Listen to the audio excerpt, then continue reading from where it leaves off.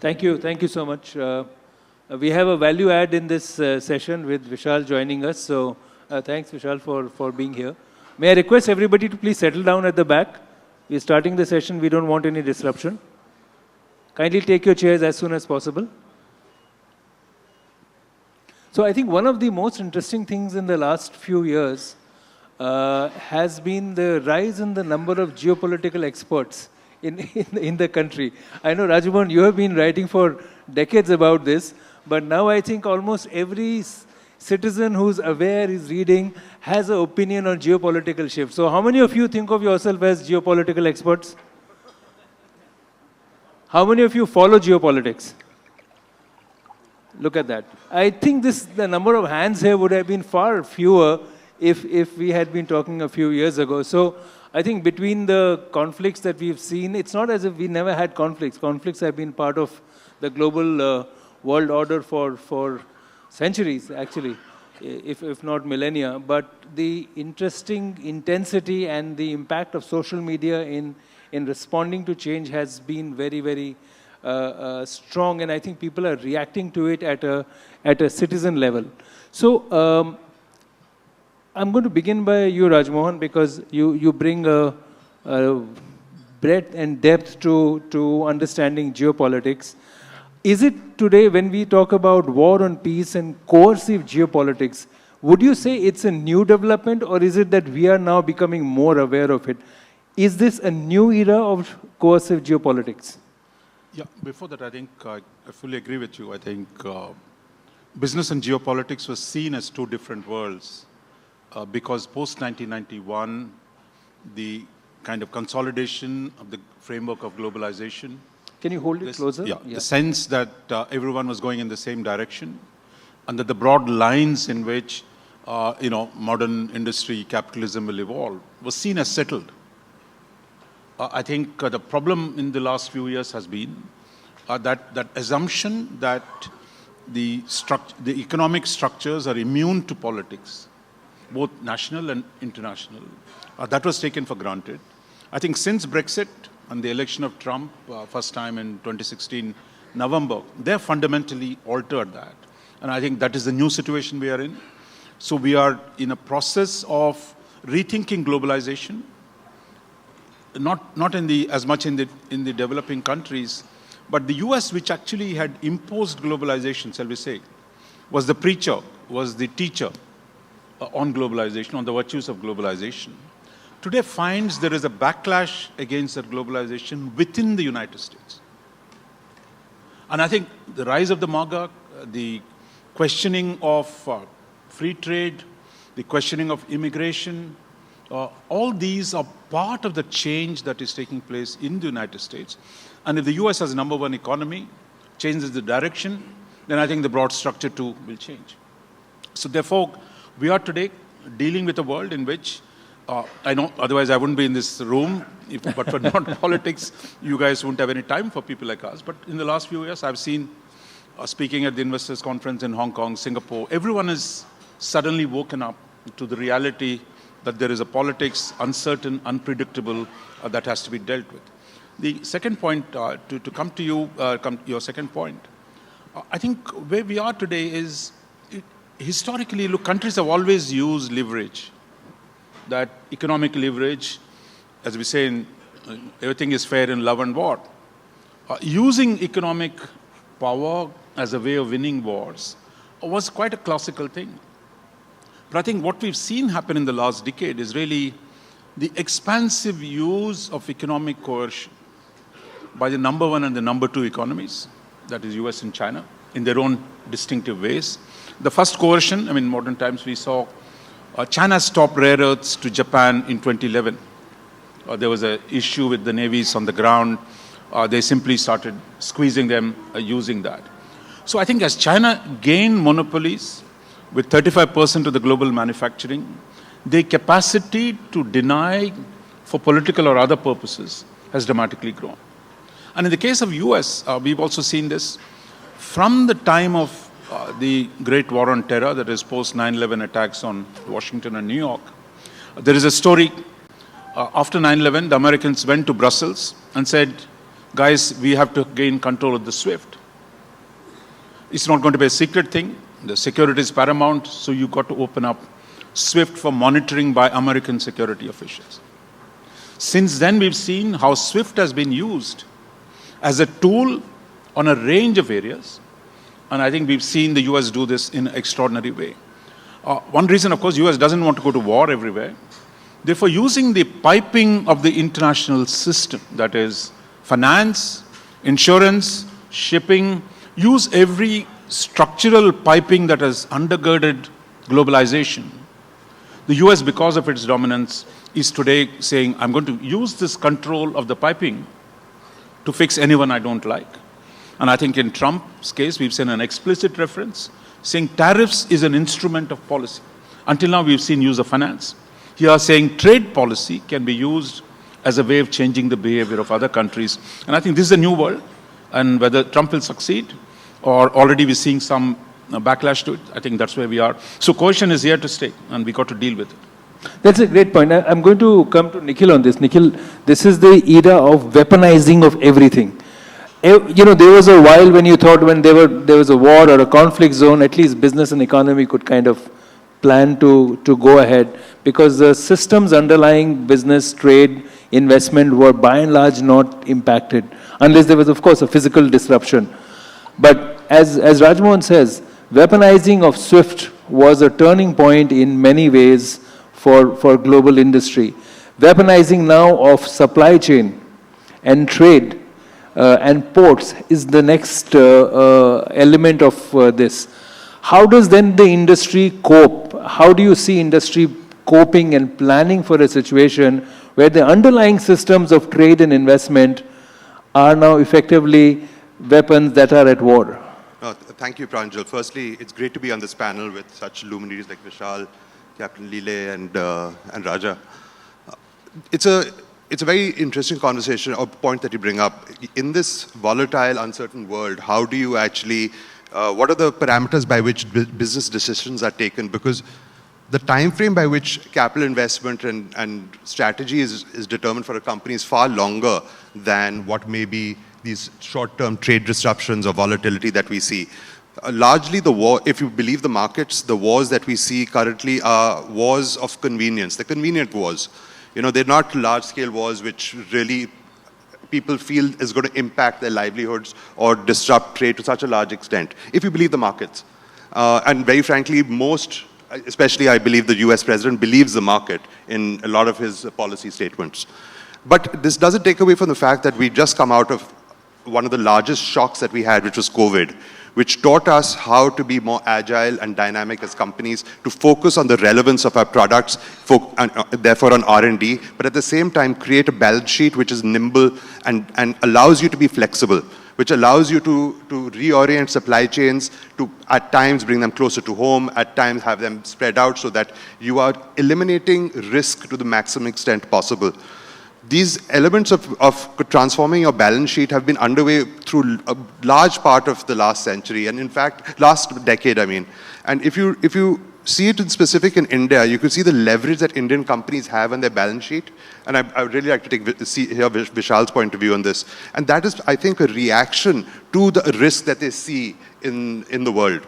By having less leverage on their balance sheet, given the history that we had in terms of over-leverage in the 2010s and the repercussions that the authorities had and maybe overreaction that they had has also caused a certain degree of risk. But that, coupled with global uncertainty, has also meant that companies' strategies in the way that they look at their balance sheet, deployment of capital, how they actually look at fixed capital formation and the cash on their book has been more conservative. The focus on R&D, I think, is an important point to focus on, because the relevance of your products needs to be there in the global market. Exports are important, and tariffs to that extent disrupt strategies for companies to an extent, because exports allow you to validate your competitiveness not only in terms of the technology in your product, but the cost structure. So exports are, I think, an intrinsic part of the economic system and the intrinsic part of any successful company. But to have trade disruptions and disproportionate trade disruptions for a long period would be, I think, extremely detrimental to Indian industry and extremely detrimental to the global industry at large. So I feel that we believe as a company, and I think that a lot of these trade disruptions that the US has imposed are short-term. It'll be a very different conversation if we believe that they will be long-term. But I think the markets also believe that it's short-term. Well, Vishal, I'm going to stick with this thought about finance. Global financial system, and you represent that world. Can't they push back and tell political leaders that this is not the way to conduct or manage conflicts? There are multi-billion-dollar funds which decide the fate of companies, countries, economies.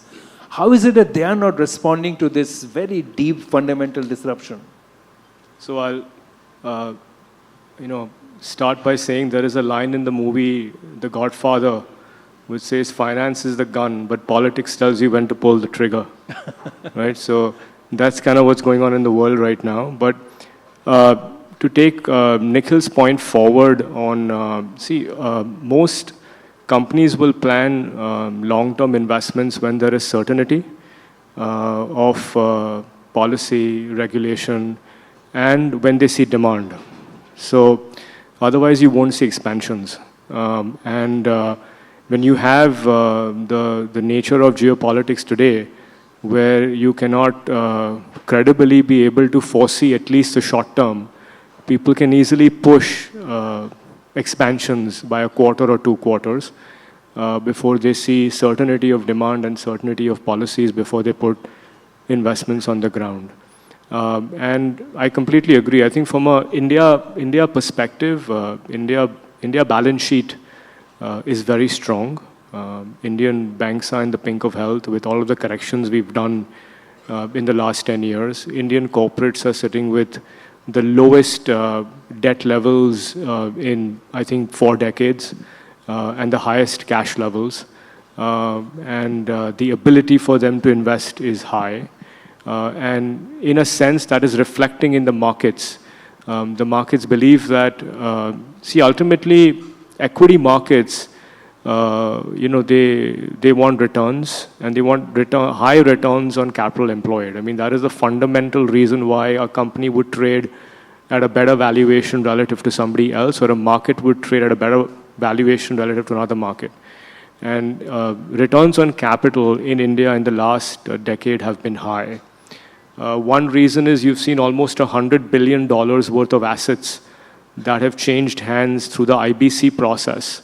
And most of those assets have been purchased at less than 20-25 cents to a dollar. And returns on capital on all of those assets are close to 35% today. And so Indian entrepreneurs are very smart. They are being very careful in terms of deciding how they allocate that capital going forward. And in the current scenario, I think it is better to wait short term and then take decisions than pulling the trigger very quickly. And on flows, I think we've seen a lot of selling. I mentioned yesterday we've seen almost 145,000 crores of FPI selling in the equity markets. But the big change has been domestic savings and the channelization of domestic savings to equities from fixed return instruments. And that will continue. I think it continues over the next 5 years. At least we've seen in the Western economies like China and US that they have been able to grow savings or channelize savings into equities from retail for almost 2 or 3 decades continuously. And that's how those markets have become very deep and large. So I think India is in a very strong position. How we are able to take advantage of our strong balance sheet, how the private sector and government can actually work together, literally come together as a unit, which China has done very well over the last many years. The amount of support the Chinese government has given to its entrepreneurs to build businesses is incredible, whether at state level or central level or policies for exports or just the amount of infrastructure being created by the government so business can thrive. So I think it's very important that government and private sector come together this time and seize the opportunity. And that will help us really come out of this current situation and propel back into growth. But global investors still have a responsibility, right? You believe that? See, global investors, See, I think end of the day, global finance is a function of global trade. So the positive thing for us post-COVID has been a very strong domestic capital base being created for investment, where you can raise money. Entrepreneurs and companies can go raise money for projects. But global finance will always follow global trade. So if global trade is going to be impacted, as Nikhil was saying, that if it's a shorter term thing, which markets are saying it's a short term thing, but if it lands up being a longer term thing, then global finance will be impacted. And they have to, I think, some way exert influence. I'm going to come to Group Captain Dr. Ajey Lele. You know, apart from being an officer in the Air Force, you've spent many years as a defense expert, and specifically on WMDs, weapons of mass destruction and strategic technologies. So in today's world, Group Captain Lele, what is a WMD? How would you describe? Is there a new element of WMD which is coming up? I mean, for example, is weaponizing of trade a weapon of mass destruction today? Do you see finance as a weapon of mass destruction today? It's no longer about, you know, chemical bombs or nuclear bombs. How do you see that evolution of the concept of WMD? I think as a student of geopolitics, keep it closer to you.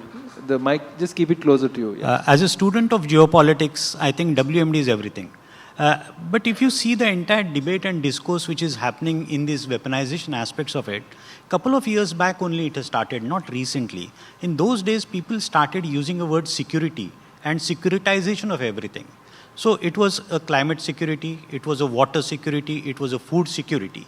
The understanding was that the politicians will only understand the terminologies where you are trying to say that there could be a challenge to human security or to a national security. So from that perspective, people started using the word security a couple of years back.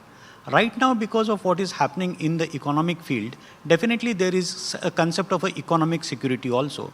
And that can be extrapolated towards weapon of a mass destruction. Because in today's world, anything and everything has got certain amount of a dependence on economy. And under those circumstances, I'm sure that everybody will understand that economization or a securitization of an economy is going to actually have more eyeballs. And that is what is important. Otherwise, your funding will not come in. Otherwise, your policy decisions will not be taken. Otherwise, your structures will not be developed. So when you're talking of a technology per se also, a couple of years back, the technology was looked into a specific domain where it is only a people who are working, say, in Indian context in CSIR and all that. But today, DRDO, ISRO, everything which is associated with technology is getting a forefront. And they're getting a forefront because the technology itself is a dual-use technology. So when you're talking of a security, today my space technology is definitely a dual-use technology. You can use it for your socio-economic developments, you can use it in Op Sindoor also.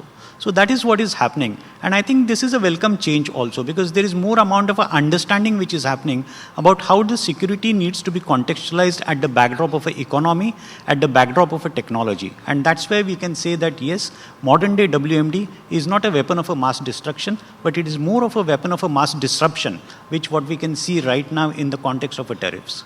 So I'll stay with you on this, Group Captain Lele. What are the 2 or 3 very critical technologies, strategic technologies that you think India should or the world will focus on in the next few years? You know, again, WMD was a concept of 20 years ago, but as you said, it's expanded to many more things.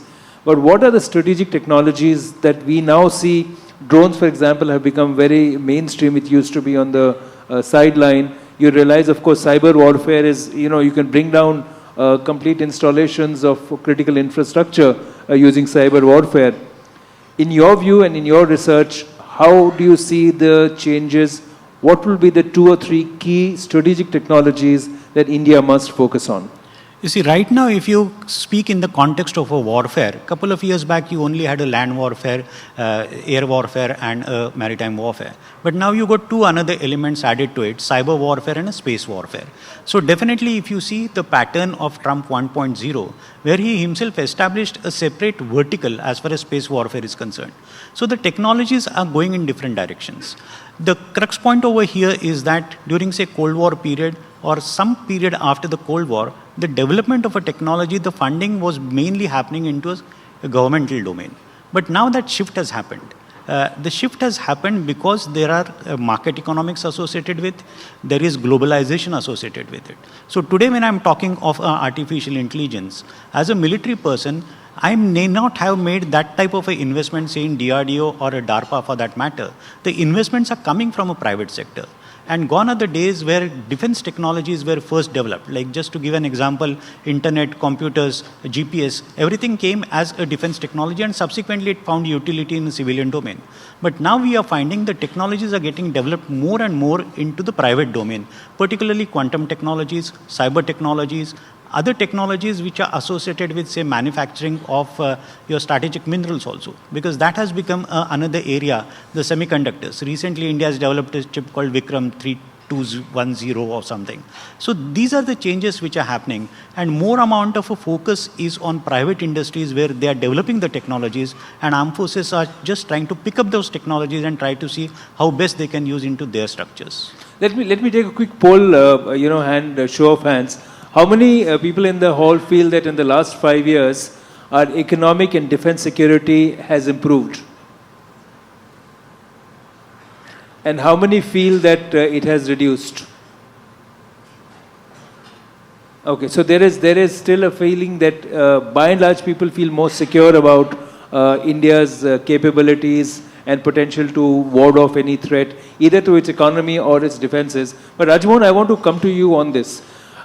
Let's look at the neighborhood. You know, our neighborhood is on fire, and it's not that it's been very stable, but every few years something blows up, right? And what we've seen in Nepal yesterday is as worrying as what we saw in Bangladesh. In Sri Lanka, it was economic chaos. Here, it is social chaos, violent chaos. Is there a pattern to this, or do you think it's the natural state or a cyclical state which is occurring? Is there a force behind all this, or something that we feel is, an eruption which will basically go away? Look, I think we love conspiracy theories, so you would always want to see there is actually a pattern. Look, if you have bad rulers, at some point the logic of people rising against it. And if you have bad rulers for too long, the probability that there will be something will blow up goes up. So I think we shouldn't see this as some kind of a conspiracy, somebody can directing it. Look, South Asia is so chaotic. The idea that you can have it directed, in the old days, the communists used to believe, revolutions can be planned and executed. But it can't happen like that. But I think really we've had, across the subcontinent, I mean, in Pakistan, you see Imran Khan is still in jail. You see what's happened in Bangladesh, Sri Lanka, Nepal. So I think there is actually, as one of the poorest countries of the world, forget the fourth largest. I mean, if you look at the per capita incomes, we are some of the poorest. But our governance structures have not really been improved. Take Nepal, for example. I mean, every time there was a new government with mass majority, you thought things would change. But no, it hasn't changed. So I think we're really in for trouble, that if you don't address the concerns of the people, address them sincerely, then you're going to have trouble. This is not a rocket science. But what does this mean for India when you have constant problems in your neighborhood, and we have also challenges at the border of infiltration, both from north and east and west? So in some sense, there is a vulnerability that India has when you don't have stable governments across our borders. What does this instability in the region mean for India? No, there was a time when, like the British Raj, we used to think we control this region. Problem is you don't. That in fact, what little influence you've had, we've lost it. Today, you're not the largest trading partner for your neighboring countries. China is, just as it is the biggest trading partner for you. And I think given the problems that we've had with most of them politically, your ability to influence, forget I'm not talking about controlling, is also become harder. So I don't think we should see ourselves as somehow we are responsible for the region. I think the challenge for us is, look, at least get our growth faster, give better market access to our neighbors, because today, when Trump complains about Indian tariffs, I mean, if you ask any one of our neighbors, they would say, of course. India is the most difficult partner when it comes to trade and to tariff and non-tariff barriers. That's a reality. So if we don't facilitate the integration of your neighbors into your own economy. And if you're locked in permanent political conflict, we're going to have more trouble. So either you say, look, I look after myself. Secondly, you add saying that, look, I can lift all boats in the subcontinent by a policy of facilitating their growth as well. And I think that is the way to go in the longer term. Nikhil, I request you to come in on this. Do you think Indian industry does not see a neighborhood as a potential market? That economic integration, investment in your neighbors. I know there are many Indian companies and groups which have invested in Nepal and they have manufacturing plants in Sri Lanka and Nepal and some linkages with Bangladesh. Is that something, what Rajmohan says, that we are becoming more self-centered and not looking at the region as a common market? Is that a challenge?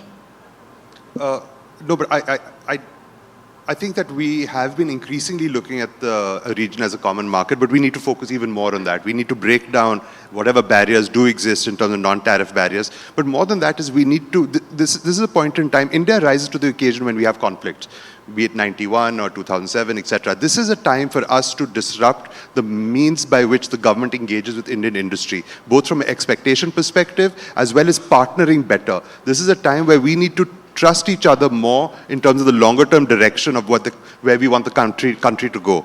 Technology development, integrating with, like we have many past presidents here who work so closely with government but actually find it difficult where foreign companies are given priority over domestic technology and domestic companies in terms of preference for certain orders. So I think we need a reorientation and focus on India. The geopolitics will always impact some degree of demand and uncertainty from an export perspective. Integration with your neighbors is important from a perspective of harmony and stability that we all require. But I think focusing on India, our policies, strengthening our institutions, not allowing them to be weakened by politics is extremely important for us. Further, but does the instability in the neighborhood, Bangladesh, Pakistan, Nepal, and now Sri Lanka is sort of stabilized, does it worry Indian industry? I would say that we've grown to live with it. It's not as if this instability has not existed for a while. Pakistan has been an issue since, I'm going to say, 47. And the others are more recent, but even Bangladesh was till 71. So you've had, we've grown up with instability around the region. I think a bigger source of concern is the fact that because of a lack of or harmonization of ideology. Ideology is no longer the differentiating points on geopolitics. It's more an economic question by which you're judging the relationship. The fact that our neighbors are no longer your largest trading partner is a source of concern. And that is how influence is wielded. So to come to Raja's point, you need to take it on the fact that you need to increase greater integration with your neighbors so that you can have more influence economically. And I think that the nature of the denomination of conversation has to be economic now. Thanks. I'm coming to you, Vishal, on a very hot topic. The wonderful word which all of us swear by, the dollar, right? So everybody is talking about dollar or the lack of it, or where is the dollar headed, especially in the context of BRICS, Vishal. And that's one of the questions we received from the audience as well. Of course, it's clear that there is no BRICS currency which has come through, because I don't see India and China ever coming together for a common currency. But the fact is that there is a strong effort for trade in non-dollar currencies.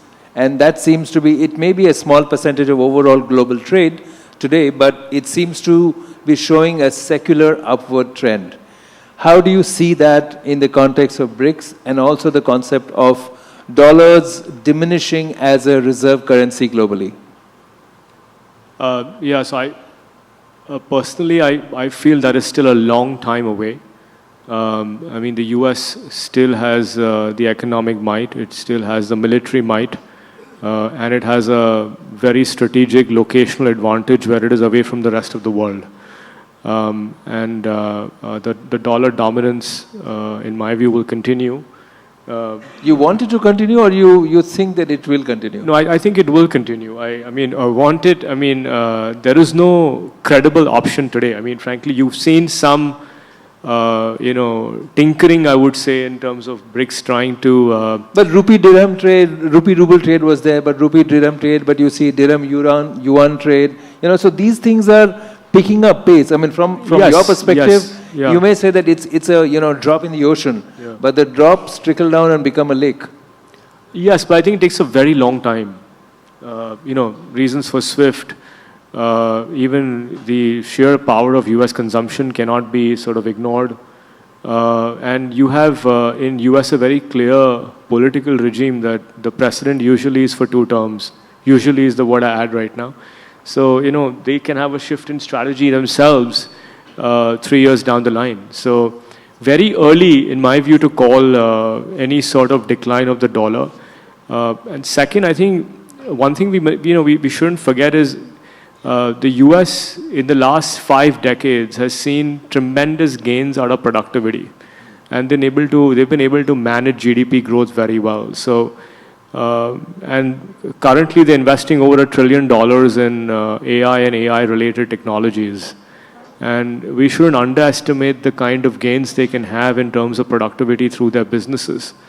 And if that were to improve a lot, then a large part of the tariffs which actually hurt the US consumer and US companies would be negated by the impact of these positive productivity gains. So I think it's too early to call that.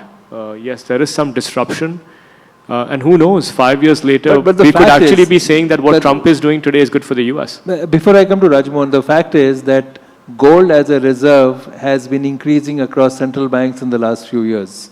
And the share of dollar as a reserve is falling and gold is increasing. Now, that's one trend that you cannot deny. No, clearly. I mean, if you're going to have, the U.S. Treasury, rates going up, it means that, you need some sort of safety, which is not just the U.S. dollar, and therefore gold is going up. It's also a reason people don't want to hold U.S. dollar assets is because of the leverage on the U.S. economy. But as I said, it'll play out after 4 to 5 years. If U.S. maintains GDP growth, then these things could be looking very different 5 years from now. And also crypto, right? I mean, crypto is a $4.5 trillion market cap now. It's not a joke. And you have Bitcoin, which is $2.2 trillion off it, which is a very, very large sort of market cap creation, which is again a reserve sort of investment. I wouldn't say currency, but reserve investment against the dollar. Rajmohan? No, just wanted to reinforce what Vishal was saying. Look, I think there is a lot of dreaming about de-dollarization, both on the left and the right in India, because everybody hates the US, so therefore let's bring down the dollar. But the government of India has made it very, very clear. We're not interested in de-dollarization. That's not shocking. You don't want to jump from a dollar world to a yuan world. That is going to be even more awful than what you imagine at this point of time. So for while you might trade in local currencies, etc., but I think the dollar's position is not fundamentally challenged. But because of Trump's incompetence or their stupidities, you might see people are moving away from treasuries and that kind of stuff. But I would see that as a temporary thing. The real threat to dollar, I think, comes from crypto, the blockchain technology, and that's also being built in the US. In fact, Trump has given this massive, if you see 2 months ago, US crypto policy. I think we've not had much of debate on it. And don't forget the Trump coin. No, yeah, that is okay. He was making money on it. I mean, he's always looking to make money, but the main thing is that blockchain technology, for the first time, gives you the option of circumventing central banks. Now, that is a longer-term trend. Now, what Scott Bessent, the US Treasury Secretary, has done in the last few weeks is to create a structure called the stable coin, that is dollar-pegged, digital currency, not the CBDC, but actually you create this new, everyone can issue it. So some of you tech companies become finance companies, everybody can issue their own currencies, assuming you have enough dollar backing. So I think the idea is partly to reinforce the dollar, but also take you into a new universe of stable coins, which I think is where it's coming. And I think, unfortunately, we haven't had much of a debate. But we have the CBDC, for example. We have the central bank. No. In fact, Trump is saying CBDC is banned in the United States. Yep. So they're developing it as a counter to, and I think Chinese are struggling whether they should do CBDC or they should do their own version of stablecoin. So we are in a new world, but there's not enough debate, I think, in the country. So, I'm going to ask an Air Force officer about stablecoin and cryptocurrency. That's the world we live in. Do you see this control of currency as an important point, element of national security and defense? Definitely, but if you really look at it, the use of these types of currencies have been very varied.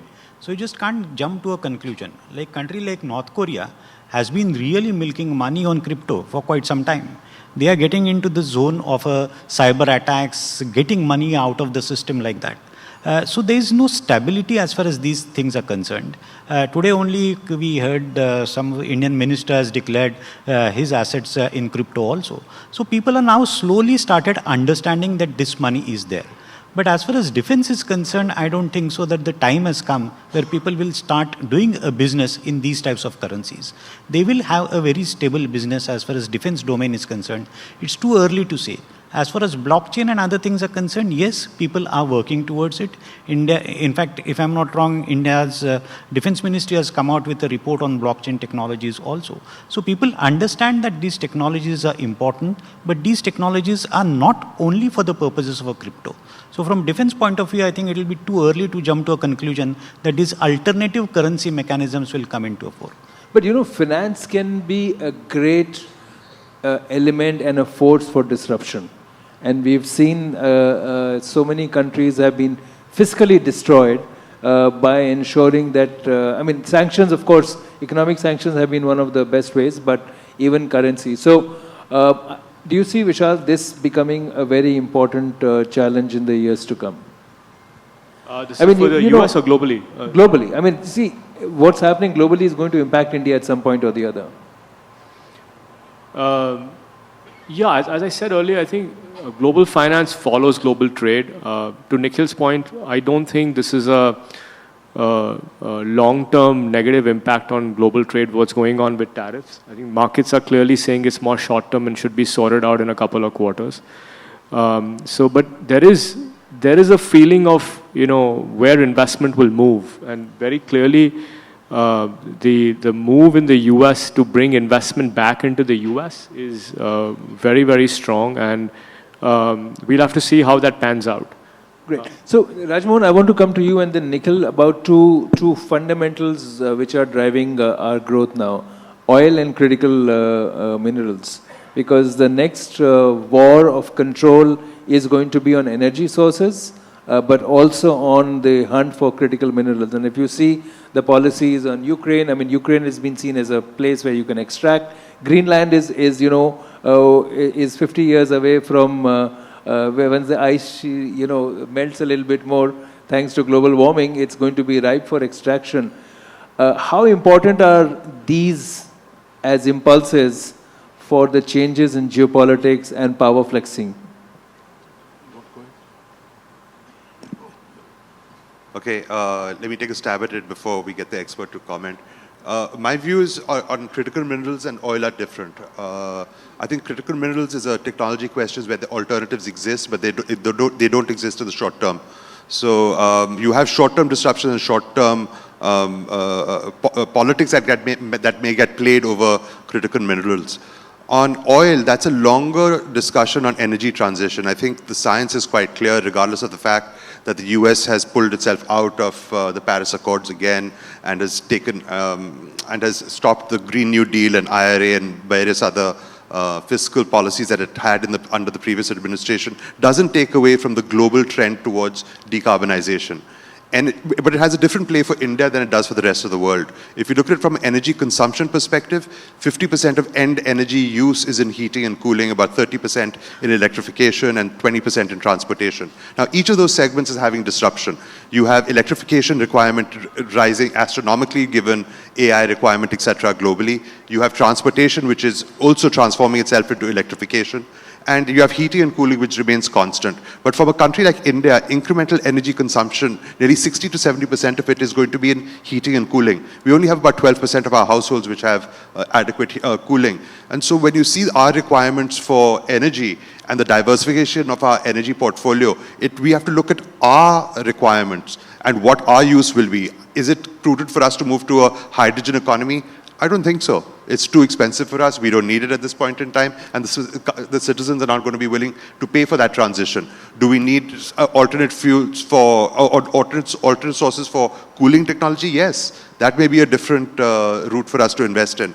So I think that technology plays a very strong role in both transitions, but it's part of a larger transformation that's happening, which leads to more disruption and uncertainty. No, so I agree. I mean, the strategy for both are different, but I mentioned it together because it's now, the fundamental is the same, hunt for natural resources and control of natural resources. So in the earlier decades, it was about who controls the oil, controls the world. Today, it seems to be who controls critical minerals, controls the earth. Rajamon, do you have a point? Yeah, I mean, I would say actually the US was the #1 producer of rare earths till the 1980s, 1990s. Because it was so polluting, they were quite happy to shift it to China. So it was a voluntary decision, economic efficiency. So today China has a monopoly, therefore its ability to use it. It's not that there is shortage of critical minerals or that there is actually enough exploration has been done. It is at this point, you have a monopoly situation and that is what is being weaponized, exploited. Now, India's case is quite curious. I mean, I don't know how many of you know in this audience, the Indian Rare Earths Limited was the first public sector organization in this country, 1949. Now, as the Cold War began, Americans noticed that there were monazite stands in Kerala. So they said, guys, this might be useful for atomic energy weapons development, so let's ask Indians. So Indians woke up and said, look, okay, we're going to set up our own. But I think we've done nothing with it. That you lock it up in a monopoly structure, the Department of Atomic Energy, that there is no incentive structure to have actually developed these rare earths. Because it remained underutilized, underdeveloped. And nobody wants to privatize anything in this country. So therefore, here you are. And 4 auctions, I don't think have produced anything, because the terms of auctions, I don't know how good they were. So it's not that there are no rare earths. I think the question is, it's only when you wake up to a new need that you begin to do things. And I think we moved too slowly. And I remember 2011, the Japanese came to India when they were targeted by China on rare earths. We can help you work because we're going to modernize your rare earths production. But Delhi was not interested because we knew everything, we have everything. So I think we've missed many opportunities. And but do you think we are now trying to make up for it? Because on rare earths, and great that you mentioned Indian Rare Earths Limited, because I think now they are certainly getting attention which they should have got many decades ago. Do you see a national push and a policy push to improve our self-reliance on critical earths? I see a lot of talk. Sorry, I hear a lot of talk, but I don't see real action. Okay. Good question, Lele. Slightly a different issue over here. As far as this race for minerals is concerned, I think right now the focus is what is happening on surface of Earth. But there are 2 domains where the world is taking it very seriously. One is an underwater domain and other is a space domain. If you see the US programs like Artemis Accord, India doing a mission with Japan to get the stuff back. So it's a sample return mission. So basically what you're looking for critical minerals and other systems on the moon and Martian surfaces also. It will take decades, so it's not going to happen today. But the entire world's efforts in the space domain is now going to be a race for resources in the domain of a space. That could happen after 2 to 3 decades or so. So you think that India and the defense industry has to now push for a bigger focus on these critical natural resources? You see, right now what happens is that you got limitations as far as existence of minerals are concerned. China is greatly benefited because of their earth has got those minerals. But you got to look at alternative technologies also. You got to have a reusability of the minerals also. So there is a focus which is happening. People are trying to find alternative mechanisms also. There is a group which is looking basically using AI. Can we find certain amount of alternatives to existing critical minerals also? So there are a certain amount of efforts which are being done, and defense industry is privy to that. Nikhil, at a national level, Indian industry now is looking at global alliances, investments, and in some ways, India's external FDI is as strong as the internal FDI. Indian companies are going abroad, acquiring companies. We've seen investments in various assets.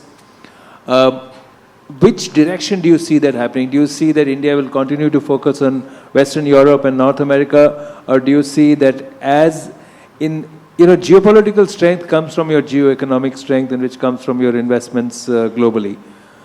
Which direction do you see Indian industry going? Are there specific markets that you see Indian industry are going or should be looking at?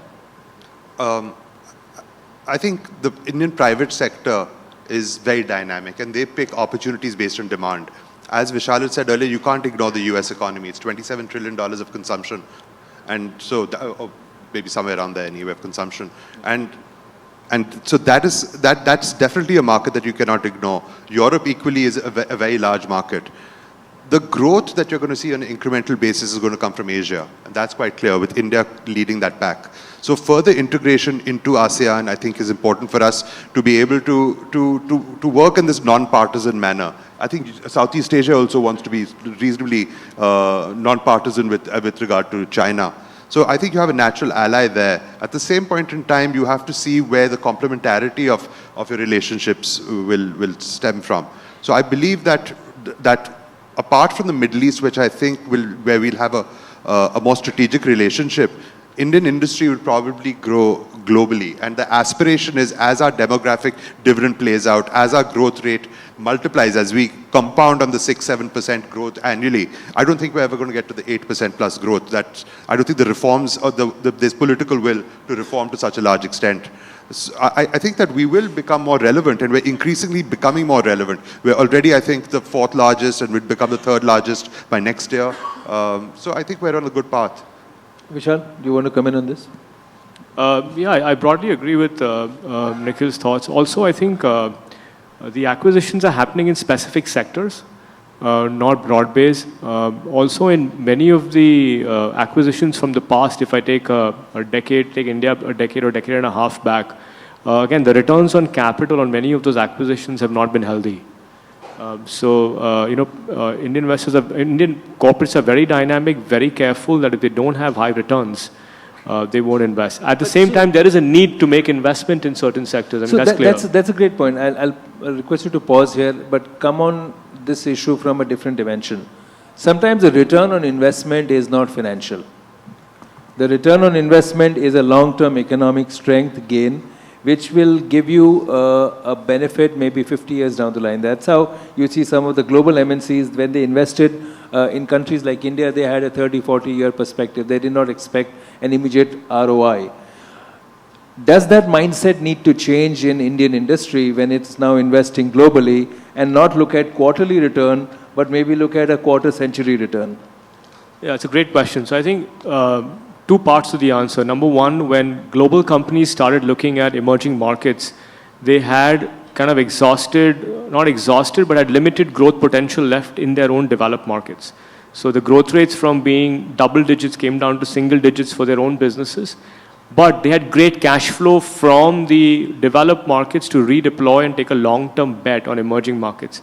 Most Indian businesses and companies that you see today will see a large amount of their profitability from the domestic market increasing, and there's a lot of investment, which is a high return investment available in India today. So the preference of that capital allocation is still India and still not largely overseas. So that is the reason why, I mean, when we talk to companies all the time, there's always a decision point whether India or abroad based on returns, and also it's more brownfield expansion. I'm getting my returns very quickly back. And so they're not getting past that hurdle that, okay, let me take a long-term bet of 10 to 15 years abroad internationally versus, a shorter-term bet in India, which sees cash flows and returns faster. Because that's something what the corridors concept is, where the government also pitches in, right? So that's where it works. Exactly. That's what I said. We need to work closer. The public and private partnership has to come together as close as possible to make this happen. And China has done this. Like China, all investments in China and Africa have eventually helped private sector companies in China. Rajmohan, I'm going to come to you on a geopolitical question which has got nothing to do with weapons of mass destruction, but I'm going to talk about personalities and friendships or frenemies. Today's geopolitics seem to be dependent on who's pally with whom, who's buddy with whom, and who's shaking hands with whom and who's hugging whom, right? Now, do you see personal chemistry becoming an important part of resolving the tensions that we see? We saw the RIC come together in Tianjin. We've seen Prime Minister Modi and Trump tweeting at each other in a very positive way in the last few days. So personal chemistry between leaders, that seems to be now a very important driving force for geopolitical equations. How do you see this going forward? No, at two levels, I think. At the grand strategic level, there was always this argument, the great man theory of history, or the deep structural historical factors that unfold. So, most historians would say, look, both are important, both the structural factors as well as, strong individuals who kind of steer history through different directions. And I think that debate is never going to be settled. And my sense is today, Trump will go down, good or bad, as a world historical figure who has single-handedly changed the US trade policy, has changed the Republican Party from a pro-immigration party into an anti-immigration party, changing the US approach to allies. So this is a deep structural change. One leader is producing it. It doesn't mean he has done it unilaterally, but there were forces operating within the US. He's become the vehicle for expressing what we thought were never going to happen in the US. So that's where it is. But at the more diplomatic, day-to-day level too, individuals matter, relationships matter, like in life, so between nations. I mean, I think if you have a reasonably good relationship, you can always get things done. I mean, I'll just give you one example. But has the importance increased now? I would say no. I mean, I wouldn't say it is, that's always there. For example, George Bush, W. Bush, who actually, most of this cabinet was opposed to the nuclear deal with India, but said, I don't give a damn. I want this done with India. Not that we took advantage of it. That's a different story. So for him, he took it upon himself, look, India is important, therefore I'm going to get this done. I'll change the American domestic law. I'll change the international rules to facilitate it. If it was another president, probably he wouldn't have done it. Similarly, now Trump has his own madness about trade, on a trade-first policy, which is actually the way they're treating Japan, the way they treat, not just India. We think somehow we are the only ones being victimized. How he's treating Europe, how he's treating Brits, how is he treating Japanese. So I think it makes a difference. So a quick point on this, and I'm going to request Group Captain Lele to also answer. In today's world, it's very blurry. Who's a friend, who's an enemy? And in defense studies, and I'm sure, Rajmohan, in your studies, you've seen that, the Cold War era, very clear, okay, this is the dark side, this is the bright side. Either you're with us or you're against us. So, do you see that thought still being strong? Because even if we look at from the India perspective, who we thought was a friend is now, acting weird, and those who thought were our enemies are actually becoming more friendly to us. In a situation like this, what is the definition of an ally and enemy? Rajmohan and then Group Captain Lele. Look, Nehru thought China was our friend till 1962. So look, again, I think these are not new. I think if you look at last 100 years, right? When Soviet Union was formed 1917, everybody in the West tried to undermine it, through counter-revolution, etc. But after the rise of Germany, US and Soviet Union collaborated. They became enemies again in the Cold War. They became buddies for a short while in the 1970s. They became buddies again in 1990s after the collapse of the Soviet Union. Today they're enemies. Same with China. US did not recognize PRC till 1979 because China was seen as the main enemy in Asia. Then they become friends. For the last 40 years, the US capitalists have been making money hand over fist over China, and China has used it to build themselves up. Today they're enemies. So I think this notion that you need clarity of who is friends and interests, I think this way we are too emotional. I think what we got to say, look, there are interests. Countries' interests might change. So therefore, navigate this without getting into an emotional terrain. I would conclude the Korean War, most people won't remember it, 1950 to 1953, Chinese fought Americans.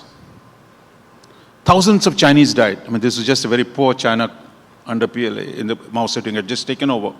Mao Zedong's own son died in that war. He was an airman.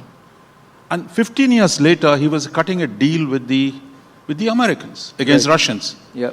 So I think this is nothing personal, I think we make it look like Trump is a bad character, therefore we're not going to talk to him. True, but I think the only difference is that what happened in a 50-year cycle is happening in a 5-month cycle. So I think that is what is catching a lot of people by surprise. But Gupta Lele, a quick comment from you, then we have to close. I think 2-3 quick points. One is that I entirely agree that there is nothing called permanent.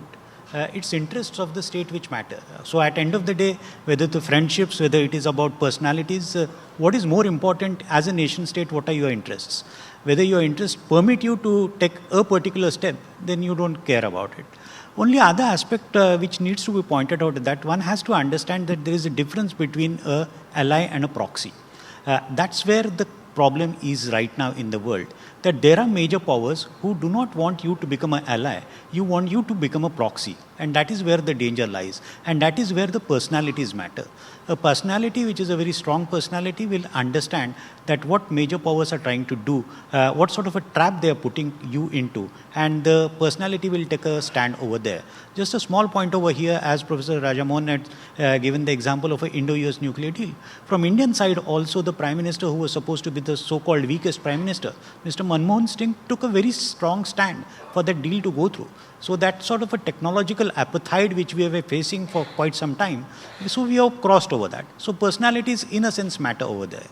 Thank you. So we have to close. This is a fascinating discussion, and we had brilliant perspective from leaders of finance, manufacturing, geopolitics, and defense. I think what we can conclude is to say that first, be rational, not emotional, as Rajmohan, you said very well.